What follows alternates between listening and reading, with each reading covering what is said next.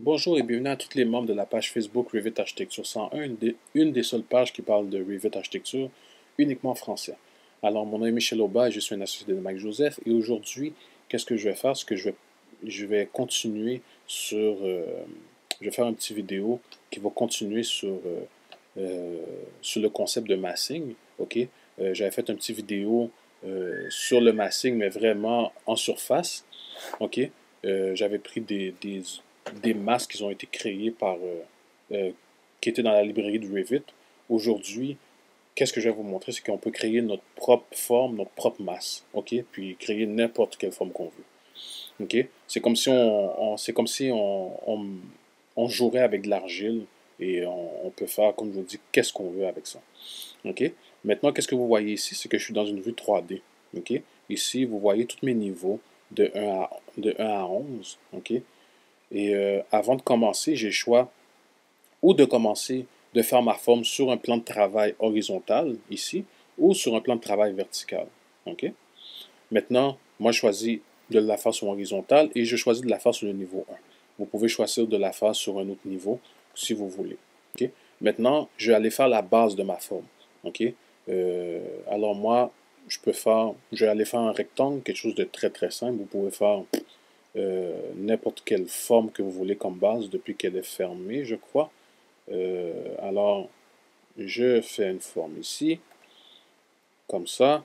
OK? Je peux toujours changer les dimensions par après. OK?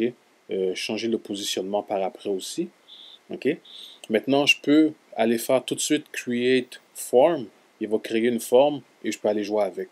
Ou, qu'est-ce que je peux faire aussi? C'est que je peux mettre la base de ma forme et je peux mettre aussi le haut de ma forme. C'est-à-dire que je veux que ma forme part en rectangle et je veux que ma forme finisse en...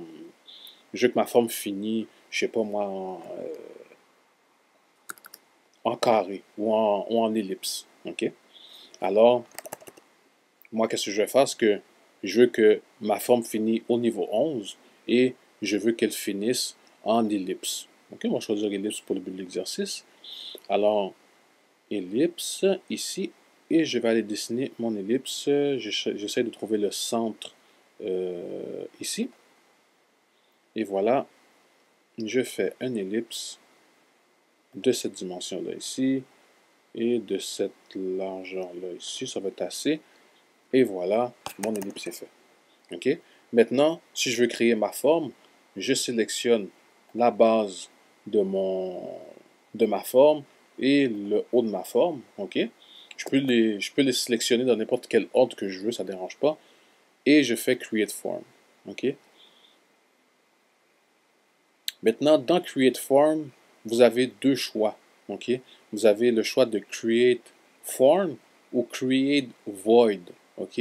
Si vous le Create Void, OK, ça a créé des vides, un vide. C'est-à-dire que si vous avez créé une forme et vous voulez faire un vide dans votre forme, ben c'est avec cette autre fonction-là que vous voulez la créer. OK? Void Form.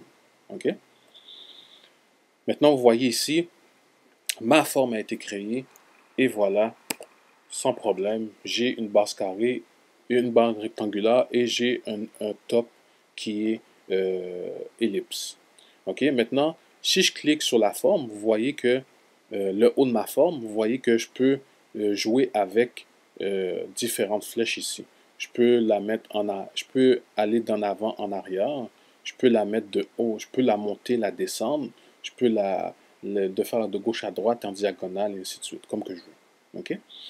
Alors, je peux faire ça. Maintenant, si je veux pousser un petit peu plus l'exercice, qu'est-ce que je peux faire?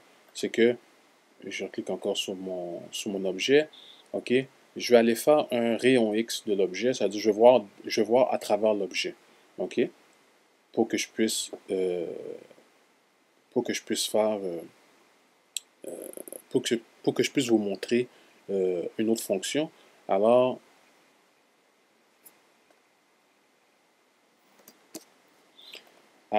je vais faire la fonction rayon X. OK? Et vous allez voir que je vois à travers ma forme. Maintenant, je vais ajouter des profils à ma forme. OK? Ajouter des profils, c'est comme si on ajouterait des fils de fer dans ma forme pour que je puisse manipuler ces fils-là par après, ok, et changer ma forme comme que je veux. Ok? Alors j'en ai rajouté une ici, je vais en rajouter une autre pour le but de l'exercice. Ok? Je vais rajouter une autre ici. Ok?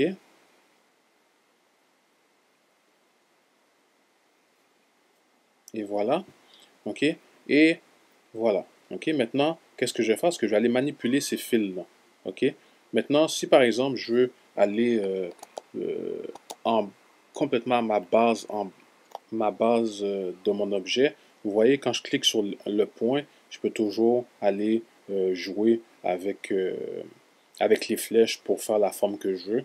Ou si je veux être un petit peu plus fancy ou plus précis, si je veux, je peux faire un scale. Ok? Ça, c'est une parmi plusieurs fonctions. Ça veut dire que je peux grossir ma base, ok, ou la diminuer comme que je veux. Ok? C'est-à-dire que j'arrive ici, il me demande mon point d'origine, il me demande par après jusqu'à où je veux la grossir ou la réduire. Ok? C'est-à-dire que je veux à peu près, je vais dire, 100 pieds du point d'origine, je veux que tu grossisses ma base. Alors, vous voyez, il va la grossir et voilà. Ok?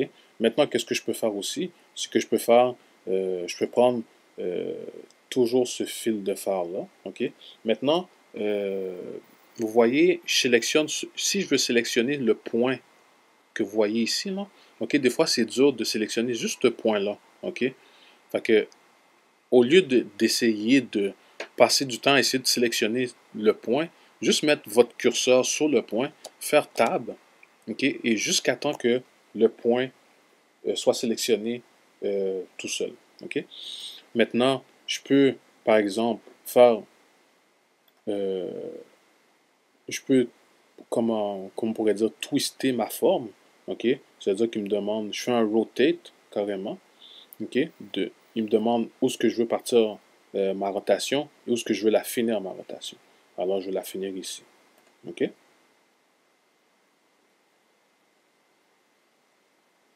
Et voilà. Ok? Je peux faire la même affaire pour l'autre côté, pour l'autre point en haut aussi. Ok? Je peux faire une rotation, mais de l'autre sens. Ok? Je vais faire une rotation de l'autre sens. C'est-à-dire que je récupère ma rotation ici et je veux qu'il la finisse de l'autre côté ici. Ok? Pour que ça soit vraiment fly. Ok? C'est-à-dire que les gens, les gens qui sont à Dubaï utilisent, j'imagine, cette fonction-là très souvent pour faire pour faire le concept de leur bâtisse. Ok? Maintenant, vous pouvez voir que il y a plein de choses comme on est en X-ray, en rayon X, on ne comprend pas vraiment la forme. Alors, qu'est-ce que je vais faire? C'est que je vais éteindre cette fonction. Alors, juste à cliquer sur mon objet, sur ma forme, et aller éteindre la fonction X-ray.